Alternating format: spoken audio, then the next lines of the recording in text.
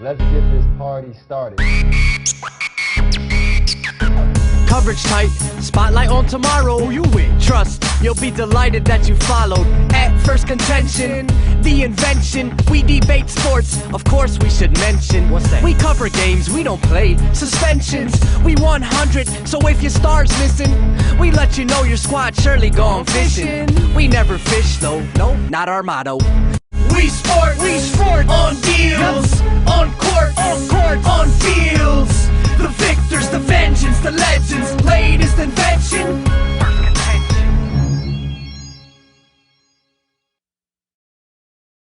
Phirst Contention, welcome back. We are back. Happy holidays to everybody. Main man Ty Cena. Ty, what's going on? Salutations, everybody. Bienvenidos.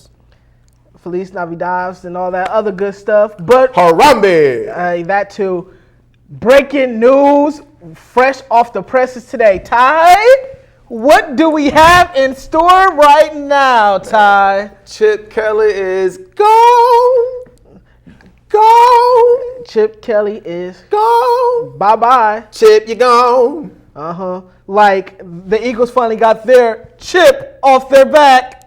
But don't worry, ladies and gentlemen. I'm here all day for your entertainment purposes. We got another 29 minutes. Yeah. But no, Chip Kelly is gone. Surprise? Yes. No, I'm not surprised. It's Philadelphia. And we discussed this team at the onset of the season, especially when they struggled. That offense regressed since they got rid of everybody. I mean, if there's anyone who's excited, it's got to be Deshaun, especially when you win the division like they did Saturday night against the Eagles. Man, I was going to give him 3 games. The 3 games came and went. It was just bad. He had the good game at New England. But, man, if you can't win that division and you see everything regress after get rid of the talent, Philadelphia had no choice. They even got rid of the personnel guy. I know. That's so messed up. Right after Christmas, too? The real question is, how does Chip get fired on his day off? That's what I want to talk about. It's a trend. it's a trend. People getting fired on the day off, but I am a little bit surprised. I mean, you gave him full player personnel control. He made some questionable moves with the moves that he made. So I'm surprised. When you give someone that much power, you have to give him a little bit more time for him to get his style and get his players in there. But this is the city of brotherly love, like you said. They boo Santa Claus and Beyonce. So yeah, if you can boo Santa Claus and Beyonce, of course you can fire a coach around Christmas time. It's nothing. A few things to mention. This firing comes at a time where there are a bunch of college coaching positions open that are now taken at this point. Yeah, I think the only things that's open is Texas State and Ball State. So, again, if you have first and second year receivers, again, the hardest position to adapt to in the league, it's not going to work, okay? He put himself up here. He should just relax a little bit, okay? But what about this? And this might sound sacrilegious because I don't want to do this. What about Chip Kelly making a move back to the college football ranks, somewhere that has a lot of money, somewhere that has a lot of spending, a team that I think he can take over? What about the University of Texas taking over that program? Nope. You don't think so? Nope. You don't think they will get rid of Charlie Strong for him? Nope. I don't see it. Especially after what Texas saw out there. Mm-hmm. Now, granted, the boosters may think, hey, we can be the new Oregon, but after what we saw, I can't. We sport on deals, on court. NFL. Last week 17, a lot of things going on, a lot of things happening. But let's please give a moment of silence for the Carolina Panthers. For their undefeated season is now gone in the hands of the Atlanta Falcons. True. You can say their chips ahoy. But don't worry, I still have 27 more minutes left for this whole show. Anyway, question being, with this loss on Cam Newton's 2015 season resume, what does this do to his MVP stake? I mean, can you make a case for, should he be the MVP after this, or should we look somewhere else? All right, so here are my pros for Cam Newton being MVP. He has no offensive weapons outside of Greg Olsen. You can't name his top 3 receivers right now. Devin Funchess, Ted Ginn, Philly Brown, they're really not striking a lot of fear in a lot of people's eyes, but he was able to still get them to a 14-1. I'm saying 15-1. Sorry, Tampa Bay. Record. But here's the downside, or here's the cons to it. He probably plays with the best defense in the league. Yep. When you have Captain America and Luke Kuechly, you have Thomas Davis, and you have that pass rush star, Lutulele, Kejuan Short, Norman, Jared Allen, Thomas Davis. It's then stacked. probably the defense, to me, my defense player of the year is Josh Norman. I mean, that defense is stacked. So it's kind of go out there and go score points, but don't just mess this up. You know what I mean? So and that's my pros and cons. I still think he's the MVP. So I'm going to go with him.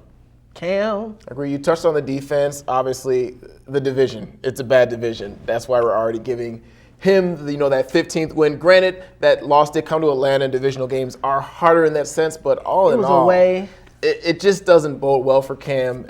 He did have, those moments against the Saints. I know, but at least you kept scoring points, and then the moment, of course, against Seattle. But, yeah, with that squad, you should be able to beat Atlanta. And so when everyone's all over Tom Brady and finally ready to give it to you, man, you can't lose to the team that finally gets a win and then gets eliminated from the playoffs later on in the day. They started out 5-0, and they are now 8-7. Something like whatever. Just let that marinate. We sport on deals, on court. I mean, you brought up another good point. The man that's probably on his heels is Tom Brady. And then, there's pros and cons for Tom Brady as well. I mean, he's on a revenge tour. He's on that revenge factor. You try to suspend Tom Brady from the league, don't worry about it. He's going to come on and throw 7-8 touchdowns on any one of your teams in any instances.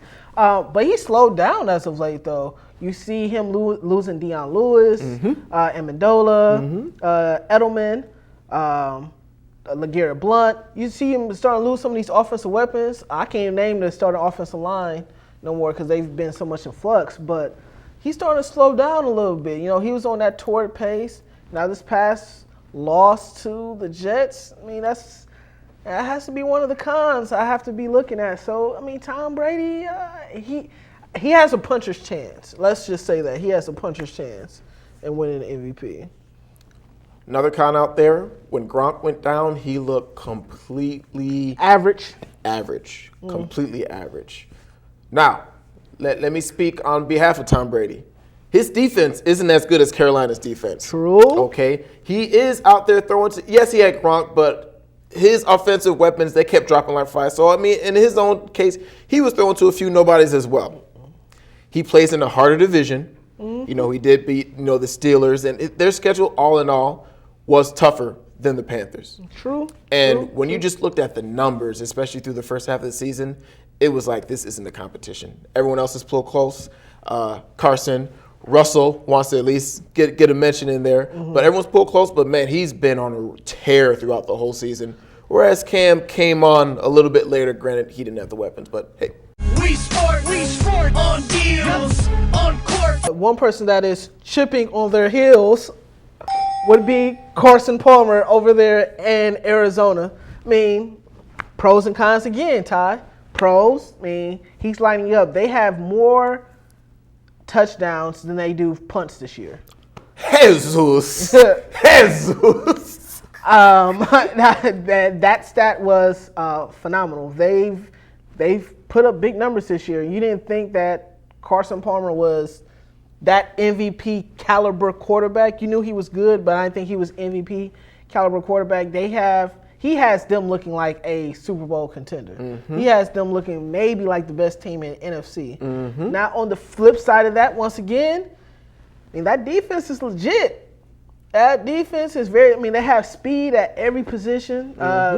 I saw on Sunday what they did to my Green Bay Packers. They pretty much dismantled them left and right. But playing with a good defense, playing with a good team. David Johnson's looking like he might come for Offensive Rookie of the Year as well. I mean, Carson Palmer is chipping at their heels. Thanks. We're the first time. Thanks. All right. Well, I got to add the other side to the argument. Okay. Carson's been amazing. Great stat about the punts, but this has to be one of the most balanced teams and, more importantly, best set of weapons that we've seen a quarterback had. He has, as opposed to Cam and Brady, this man has Fitzgerald, he has Floyd, John and Jerron Brown. They're going through running backs. It doesn't matter, man. They dismantled the Packers, made them look terrible, absolutely terrible. So I would argue that actually kind of works against Carson Palmer, because it's like if you put any quarterback in there when you have everything in here, they can put up these numbers, as opposed to Chip Kelly, who's like, hey, I'll put you in this offense and we'll get some first and second round receivers and year receivers, and it'll just work out. So that, I think, is the case against Carson. Granted, great team still. Will make a run, even with Matthew being down. Bethel steps in. Freeney's out here. Looks like he's getting some of that Manning juice. And so, woo! We'll talk about some of that in a little bit later. Wow. Team to watch for the playoffs. We sport on deals, on court. All right, your NFC playoff teams are just about set, except for your champion of the North. Now, Marv, Week 17 this weekend, Minnesota Vikings will go out to Lambeau Field and take on the reeling Packers. Well, after that last game, the reeling Packers. Who you got and why? Homer! I already know who you're going to go with. Yeah, of course. I'm going with Green Bay. For one, they're playing Lambeau. For two, they're playing the Vikings. And for three, the Packers are playing the Vikings at Lambeau. The Vikings just don't know how to win. I mean, they're going to have to shut down Adrian Peterson. Not shut him down, but they're going to have to limit his carries. They can't let him go off for 200 yards or something ridiculous like that and make Teddy Bridgewater beat them. And if that's the case, if Teddy Bridgewater beat us with Stephon Diggs, Mike Wallace, that's the only receivers I can really think of right there, then I guess they deserve to lose from there. Mike Wallace doesn't even really count. I mean, they beat the brakes off the Giants, but, of course, it's the Giants without Odell Beckham. But, I mean, it's a big spot for Teddy Bridgewater. I mean, can he step up with his big boy pants and do what he needs to be done? What I'm a little shocked about is how anemic this offense has looked. I just can't put a finger on. I know Jordy Nelson was important, but I didn't think he was that important. I didn't think he was like the glue guy, the main cog. But Green Bay, I go 30-20. Green Bay, 10 points. Ty, what's up? Who do you have in this? Oh, and by the way, I love your tweet about the Bears rooting for the Cardinals beating the Packers as well. Huge Cardinal fan right now. I know, very. And Bears are still not in the playoffs. But anyways.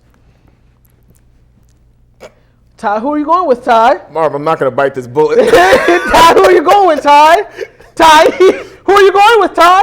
I would like to go with the Vikings, but to be honest, I don't think the Vikings necessarily want to win, because if they win, they'll be right back in Lambeau the next week. They got to hope for some magic. They got to hope for Seattle to they got to let things work their way so they can somehow, some way get the Washington professional football team. So I'm not even worried about focus on the game, okay? They're in the playoffs. See how things play out. You've been flexed to the Sunday night game. You know what? Just do what you got to do to go play in Washington. That's my advice. Wow, Ty. Ty, no, that's not an answer. You have to choose the winner of this game, Ty.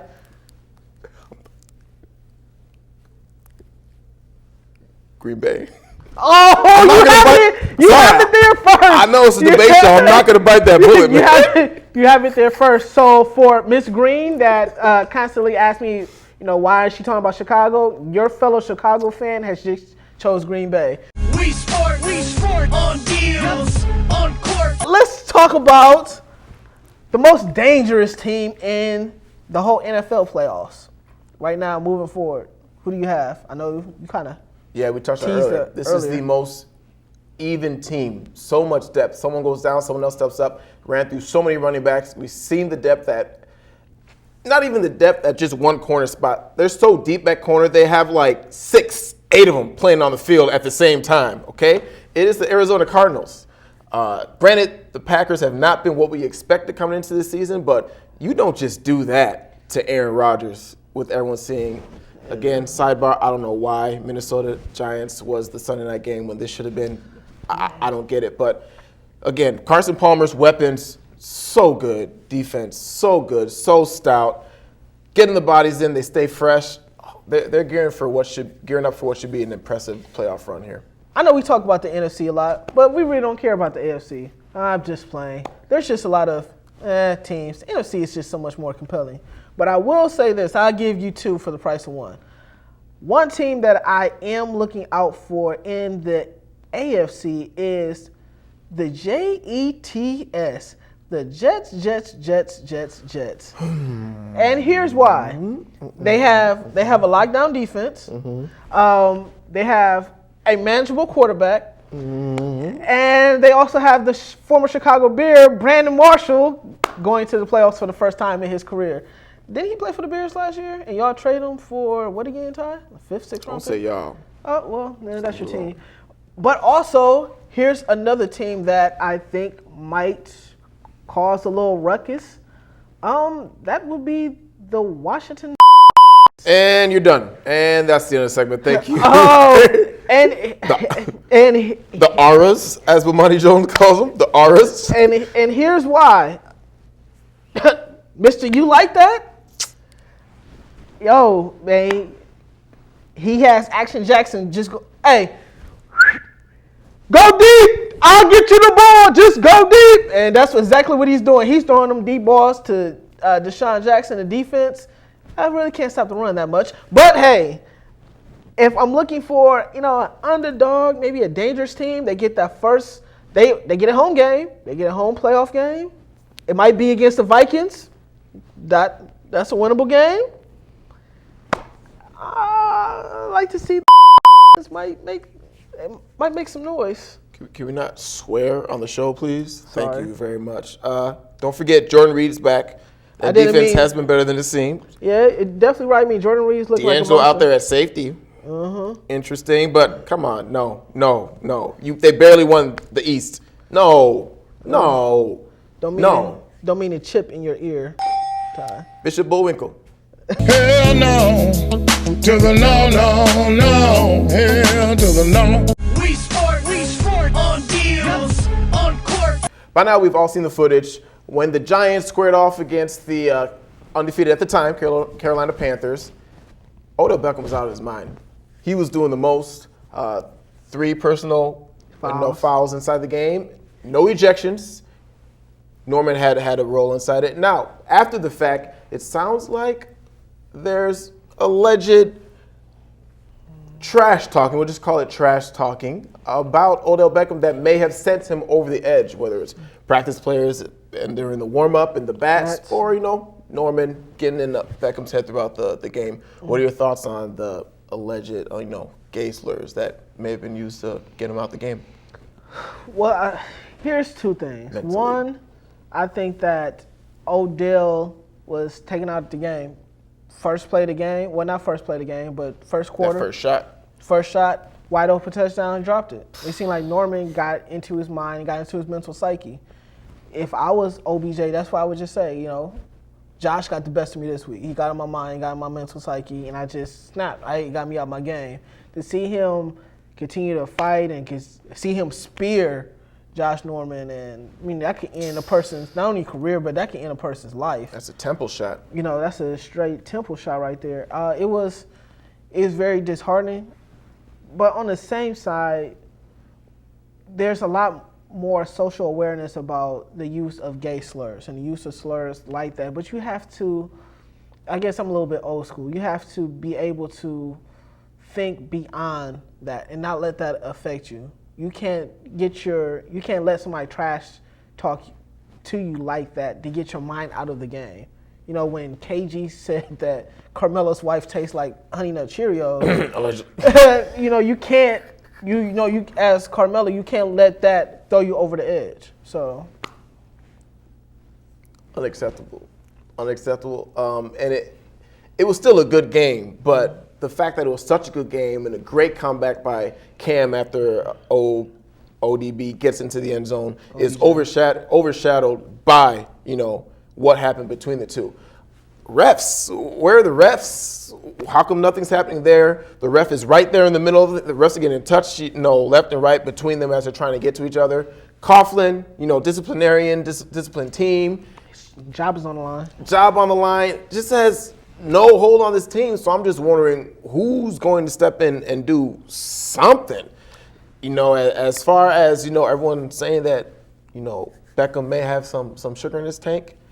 We saw the Michael Sam experiment not go so well. So if he was, this would be the player to be it because his game is respectable. You have to respect his game. Yeah, true, very true. I mean, no disrespect about that. We sport on deals, on court. Do you think there's a certain line of trash talking that a person should not cross? Absolutely. I believe you should leave the family out of it. I believe, it is 2015 and we're getting better as a society, but it's still going to take some time for, the homosexual slurs to get out of it. Mm-hmm. More importantly, you got to leave race out of it. Because when race comes, think about it, if you have a white player, granted, there's certain times they're double negatives, but there's a reason why you call the N-word and then you can say the other words, That kind of trash talking, there's no place for it in the league or in the country. True. And this is going to probably be the dark side of my young professional career because I talk a lot of trash on the court, on the field, in life sometimes. And I know who to talk to and who not to talk to. But do I believe there's a certain line that you should not cross? I don't know. You were saying yeah before the show, weren't you? Because I don't. Maybe I don't know. I don't Get off the fence, Marvin. I don't think so. I don't think there's a line that you cannot go over. You don't think there's a line? I don't think so. So if you're playing sports and Caucasian, kind of walks up to you and calls you out, your name given to you by other folks, that's not crossing the line? You okay with that? It's not crossing the line. It's not crossing the line. It's not crossing the line. It's on the tape. Because retaliation is a must. And I'll find he goes up for a layup, I might undercut him. He goes across the middle, I might give him a forearm to the throat. All right, so just remind me to catch your next game of pickup. Yep, exactly so. Exactly. I mean, but I can't allow that to get me out my mental psyche. I can't allow that to get me out my game. It's not to get you out your game. It's just whether it's okay or not. So, I mean, if you cool with it, you can be cool with it. I'll tell you something. I am not the one. We sport on deals, on court. Peyton Manning, HGH, testing. Al Jazeera comes out, with an investigative report. They were saying that, spoke to the intern, I believe it was Charlie Sly, said that, there are quite a few folks who are dabbling in this HGH drug. At the top of the list being, yes, that former starting Denver Broncos quarterback. Your thoughts on the Al Jazeera report? And them backwalk. They're kind of moonwalking off of it. Yeah, it's to hear them. And I was listening to ESPN and some of the NFL aficionados talk about it. They're not a big sports media source. So to have them come out and talk about it, and not, ESPN, Fox, Yahoo, Bleacher, one of them. The big names. Kind of suspect. You have to take that into consideration about their credibility. Now on the other side of things, would it be out of the realm that some football athletes might take a little bit extra to get over the pain? I mean, I can't be naive about it. You can't be naive about it, and it wouldn't be too far out of the realm. Clay Matthews was mentioned in the report to take a painkiller to make sure that he was able to play, and he denies the fact. I mean, I don't know. I don't know. I'm not going to throw any names out there, but Peyton Manning was dealing with those neck issues and everything. Now, I like the first question you said about the credibility, because that is huge in this case. For a story like this, when you have the backing, the brand of an ESPN, the big boys, credibility isn't necessarily a question, although they've released a few stories that need to come back. Now, I've heard from a few ESPN, reporters who say Al Jazeera actually is, a credible supply, but you said in the realm of sports. Okay, but this is their investigative journalism, which they do a decently good job of it. Now on that second piece, in terms of players riding into the twilight of their careers, who can forget the show that Manning put on when he first got behind center, in Denver and broke, the touchdown. 55? And so you go from that to where he is now. So, I mean, granted, he did have some time off, and perhaps that was exactly what was needed. We already saw 1 week, a bye week did for him when he came back and smashed the Packers the next week. So, potentially, it's just that time off that helped him. So, hey, there's that. Or it could be Deer and Ray, whichever one he likes to use in that. I mean, I don't know. I don't want to mess up anybody's credibility. I don't want to throw nobody underneath the bus. But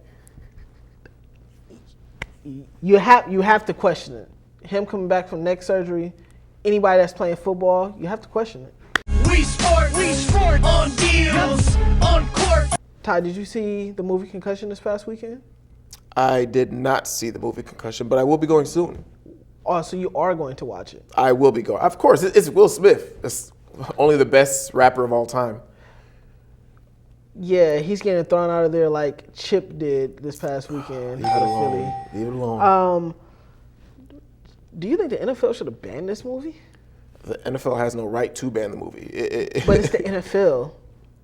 The NFL can't even get tapes of Ray Rice and his wife. That stand corrected. The NFL had tapes, and they Well, you know what I mean. them. You know what I mean. But as far as the movie Concussion, how it relates to the league, this is a game that a lot of Americans love. This is a game that I love to watch, and I sincerely worry about the state of the NFL and what's going to happen long term, especially when you take into account Patrick Willis retiring, Chris Borland, both San Francisco 49ers, but Borland specifically saying because he's worried about head trauma, CTE, and the concussions he's seen. So what is the NFL going to look like? We talk about how it's soft now compared to back in the day. I truly do worry about the extinction of the NFL, but then I ask, is it bad on my part? Because it's for the better of these men who are playing it. They put their bodies on the line. But as maybe this is the jerk side of me once again. As an athlete, you put your body through rigorous things, but you get paid to do so, and you know the risks associated in the sport that you play. Now, when it comes to youth football, there is a lot of improper coaching when it comes to tackling, when it comes to hitting, when it comes to blocking, different things like that. The fundamentals of the game of football are still the same. Coach always told me we was taught falcon arms, head up, head to the side, lead with your shoulder, drive through the tackler. When you block, hands inside, underneath the shoulder pads, raise, use your legs, drive and move. Now, if you watch the NFL now, it looks like a diving competition. Exactly. Synchronized swimming. Everybody. But it goes back to fundamentals of teaching kids at a young age to move forward.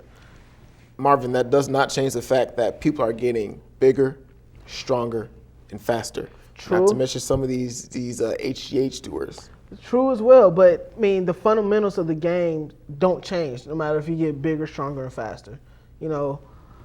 I just don't want to see the game that we love so much just go extinct, pretty much, because that's where it's trending towards that path of not going to be here or flag football. I mean, the popularity is there. I believe if it does get to the point where we worry about perhaps extinction, it could come from like a political or a federal level that just says, you know what, you guys can't do this anymore. Who knows what else we find out in terms of all these studies, but if it gets to that point, I think it's gonna have to come from there. It's not a contact sport; it's a collision sport. But what about boxing? What about MMA? What about ice? What about ice hockey? Men's ice hockey? What about all these other sports as well that has the same impact of many car crashes? So are you gonna get rid of those sports too? Will Smith's gonna need to do a movie on those sports. We sport on deals, on court. And now time for the best time on the show, our fuel to the fire, because we don't need no water. Ty? Let it burn, gotta let it burn. And number one, fuel to the fire. Ooh, let's go out east. Chip Kelly. Oh, Chip Kelly. And well, although we've come to the end of the road. These some good memes. Hey, but you know, Boyz II Men from Philly. He's no longer there. He got his walking papers this past weekend. Dukes and act of fool. Deshaun, how do you feel about it? Cut on a dime 25. I wonder how he feels about that as well. You can say that he flew the coop. Ty. Clap. Oh, okay. Go ahead, Ty. The good news is no more Chip Kelly puns. We are at the end of the show. Thanks for watching, but before you go, don't forget, like the video, like us on Facebook, follow us on Twitter while you're at it. Go ahead and subscribe to that YouTube channel, okay? Exactly so. But before we leave and before we cut out, we want to say thank you, Channel 6, for the opportunity. For those that don't know, we are expanding our reach. We will now be aired on Channel 6 throughout the whole Minneapolis, St. Paul, and the surrounding areas. That would be Thursday at 7:30 p.m. So check us out over there on that channel as well. Outreach. But a special thank you to one person in particular, Gustavo Russo, for taking the opportunity to introduce us to Channel 6. Without his support, without his guidance, we wouldn't be in a position that we're here today. And he took it upon himself, someone that I met at the Twins organization. Good organization. For sure. 2016 on the horizon. Bigger and better things coming from Phirst Contention. So exactly so. Keep it locked. So for Voice of God, for myself, Marvin Banks, and for Taiwo Sosina, signing off. Trey's up. Ride with Phirst Contention, that's full throttle in. We sport on deals.